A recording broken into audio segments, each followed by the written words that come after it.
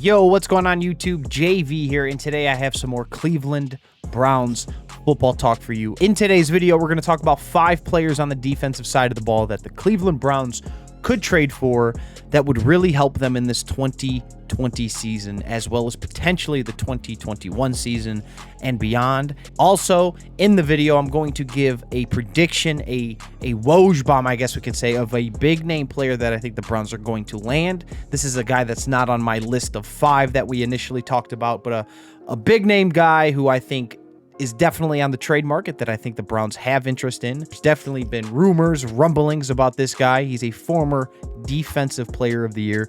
I think you guys will like him. So yeah, let's get into the video. But before we do, if you guys wouldn't mind hitting that thumbs up button, liking, subscribing, anything you could do to support the channel, I would appreciate it. And do not forget to turn your notification bells on so you do not miss any Cleveland sports or Cleveland Browns football talk. But yeah, let's get into the video. All right, guys, so up on the screen here, you see Jabril Peppers. He's going to be the first guy on my list. Jabril is a guy who should never have left the city of Cleveland in the first place.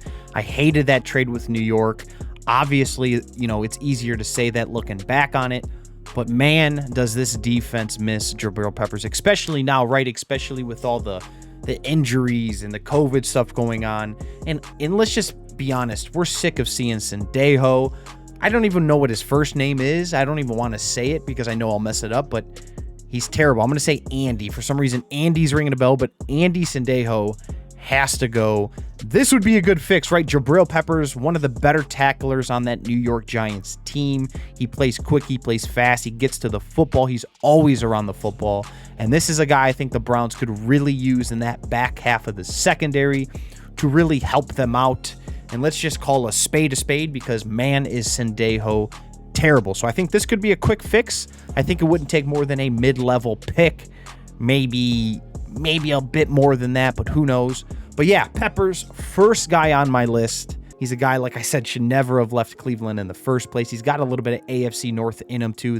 He's just tough, quick, always to the ball, great tackler. He's a guy I would like to see the Browns potentially add if the price is right. I know I wouldn't be mad about it. I know a lot of you guys wouldn't too. So yeah, let me know what you guys think about that pick down in the comment section. But let's get to the second guy on my list. Let's check it out. All right, guys. So next on the list, we have defensive end Ryan Kerrigan from the Washington football team. Man, it still feels weird saying that. But yeah, so Kerrigan is a guy who's not really playing more than 65% of the snaps in Washington nowadays. Obviously, you know, them going out and going to Chase Young kind of hurt him, but he's a guy who could still play and still get to the quarterback. He has a tremendous skill set as far as it goes, you know, to getting to the quarterback. And he's a guy that the Browns wouldn't ask to play every single down, but on third down, second and long, he's a guy who I think could really be complimentary to a guy like Myles Garrett, opposite end of him. Way more than what we're getting out of Vernon right now. And Kerrigan, I think you can pretty much get on pennies on the dollar. I mean, I wouldn't be surprised if you can get him pretty much essentially for nothing. Obviously, we'd have to throw some sort of really late round pick, but he's not a guy that I think Washington is going to fight to keep if the Browns do end up calling. He's a guy, like I said, who will fit in this defense tremendously, opposite side of Myles Garrett. And again, you're not going to ask him to play every single down, and I know his age is getting up there, but at the end of the day, this guy is just great at getting to the quarterback. He reminds me of Paul Kruger, if that's the name, right? We had Kruger and Myles Garrett for a couple of years there. He kind of reminds me of Kruger when we got Kruger, you know, towards Kruger's last, you know, half of his career. But yeah, he's a guy that I don't think you have to ask too much of. The Browns definitely need help, and Porter Gustin on the team, they can definitely manage the Ryan Kerrigan workload. So yes, number 2 on my list, Ryan Kerrigan, and like I said, it will not cost too much to get him. So this is a guy that's really low cost, probably the most low cost guy on my list, but a guy I think who could really help. And I would be very shocked if Kerrigan wasn't dealt before the Tuesday trade deadline. So yeah, Ryan Kerrigan, number 2. Let's check out who's third on the list. All right, guys, so next up on my list is defensive tackle from the Atlanta Falcons, Grady Jarrett. Grady Jarrett's coming off a Pro Bowl year. He's a guy there where There's kind of been rumblings with him and the Browns before in years past, so I wouldn't be surprised if the Browns went out and got a guy like him to help their interior defensive line. He's a guy who specializes at disrupting up the middle and getting to the quarterback. He's also very solid in the run game. Just an overall great defensive tackle. I think he would be an instant upgrade over a guy like Sheldon Richardson. I think he'd be good in the future if we wanted to re-sign him to go along with Ogunjobi and Elliott, who we drafted this year. But yeah, Grady Jarrett, just an overall good player, a disruptor.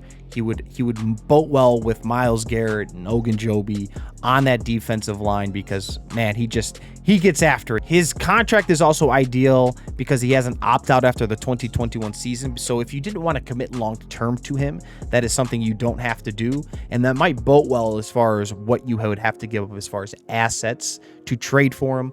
But yeah, number 3 on the list, Grady Jarrett, man. Great player. I would love to have him in the interior defensive line. Let's see who number 4 is. All right, guys, so next up on the list, number 4 is going to be J.J. Watt. I posted him in a video earlier this week. Maybe it was last week, but regardless, and a lot of you guys killed me for it. But let me tell you, J.J. Watt is definitely very, very attainable. We're talking about a Houston Texans team that is not going to make the playoffs this year. Next year is J.J. Watt's last year with the team. I would have to imagine that franchise in Houston would want to get something back in return for J.J. It's almost kind of like what the Indians are going through with Lindor right now. They don't want to just let Lindor walk out the door, after his free agent year and not get anything in return. So I think this is the time to go and snag him from Houston, and I'm not really worried about the money. I know a lot of you guys brought up the money deal, but Vernon's already getting paid $11 million this year.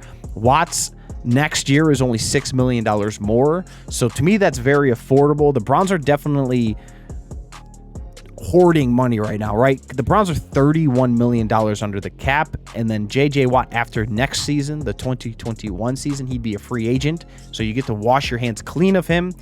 But to me, I feel like J.J. Watt's just kind of been dealt a bad hand this year. That Houston Texans defense is terrible. He's playing with no other playmakers, no studs on the defense. If you threw J.J. Watt on this defensive line with Myles Garrett opposite side of him, I think there is potential there, and you're not going to have to really give up too much to get him. I do not think. There's no way Houston's going to ask for a first rounder for him. I think you get him for a third and like a sixth or a future sixth, something in that range. But at the end of the day, I think it would be very, very worth it. And I'm not even talking about because of what he does on the football field, just having him in the locker room, a face of the city, a guy who these young players can learn from both offense and defense. I just think this move here makes so much sense for this young football team. So yeah, stop bashing me for it, because I definitely think J.J. Watt gets traded. Hopefully it's here to Cleveland. I know a lot of people talking about maybe Pittsburgh to go play with his brother. I would hate that. Obviously, having that defense with J.J. Watt added to it would probably be bad for Baker Mayfield and company. But yes, number 4 on my list, J.J. Watt.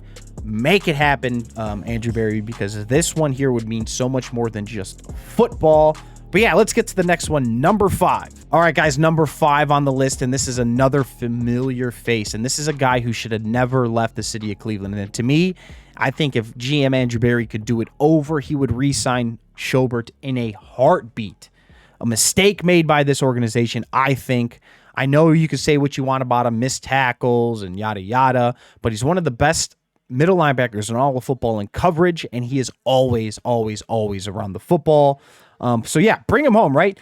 Joe Schobert is the biggest mistake that Andrew Berry has made. Letting him go was seen as no big deal by many, because how hard is it to replace him, everybody said, right? Well, look at this defense now, especially at the linebacker position. It is a disaster. Do not tell me that Joe Schobert is not the most missed player on that defense today. He definitely is. And I think with him over in Jacksonville right now, I think you would be able to go and grab him back. I definitely think this is a possibility. There's been rumblings in Jacksonville about, dealing him. So why not Cleveland? They're in a position where they can really use the middle linebacker help. Now, my only concern is that you drafted a rookie middle linebacker last year in Phillips. So that might hurt his, progression as far as getting better. Same with Taki and Mac Wilson. But at the end of the day, we're in win now mode, right? We have some guys under rookie contracts. We got a really good, roster put together. We're trying to get to the playoffs. Defense is just a huge thorn in the side of this football team right now. I think adding a captain, the guy who runs the middle of the field like Joe Schobert, would do wonders for this defense for the rest of this year. So yeah, he's going to make my list at number 5. Now, the next guy here is my prediction. He's my big name prediction that if the Browns go out and get another guy like an Odell like they did a couple years ago, I think it's this guy here. So let's check it out. All right, so boom, there you have it. Stephon Gilmore from the New England Patriots. Former Defensive Player of the Year, Stephon Gilmore. A lot of people are saying he is on his way out in New England. We know how Bill Belichick is with veterans who are about to get paid. He usually does not keep them around. They're in it, and the New England Patriots right now are a team that's kind of on the fritz, we'll call it, right? What are they going to do? Are they going to keep reloading and keep trying to contend, or do they maybe take a step back, look at themselves, and try to press the restart button? Nobody knows, but a lot of people do think that Stephon Gilmore is on his way out, and the Browns, with being so far under the cap and having a lot of assets, I do think they're a team who could pounce on Stephon Gilmore. A lot of people are asking, well, what would it take? And to me, I think something maybe like a Njoku, Greedy, a 2021 second, and a 2022 third round pick would do the trick. Something in that range, right? So you're sending Njoku to New England, you're sending Greedy Williams to New England, a second round pick in next year's draft, and a third round pick in 2022. And maybe that can bring back Gilmore in return. Now, I'm not saying this is going to happen, but this is just my big pick of the year as far as the trade deadline goes. I do think the Browns are going to make a splash this year and be very aggressive. GM Andrew Berry has always been aggressive in acquiring players, and this team, for the first time in so many years, is on the cusp of making a playoff run or making it to the playoffs. So I do think they're going to be aggressive. I do think they know that they need help on defense. So why not a guy like Stephon Gilmore, right? But yeah, so that's pretty much going to do it. But yeah, man, I hope you guys enjoyed the video. I feel like that went really fast. I did not mean it to go that fast. I'm new to this whole YouTube thing, and sometimes I'll stutter over my words because I'm a little nervous, so I do apologize. But I hope you guys enjoyed the content. Let me know down in the comment section, though, if you guys have any other ideas, players that you would like to see, pick scenarios, trade scenarios, whatever it may be. Put those down in the comment section. But again, thank you guys for watching, and do not forget, go Dogs. Peace. But yeah, man, I hope you guys enjoyed the video. I feel like that went really fast. I did not mean it to go that fast. I'm new to this whole YouTube thing, and sometimes I'll stutter over my words because I'm a little nervous, so I do apologize. But I hope you guys enjoyed the content. Let me know down in the comment section, though, if you guys have any other ideas, players that you would like to see, pick scenarios, trade scenarios, whatever it may be. Put those down in the comment section. But again, thank you guys for watching, and do not forget, go Dogs.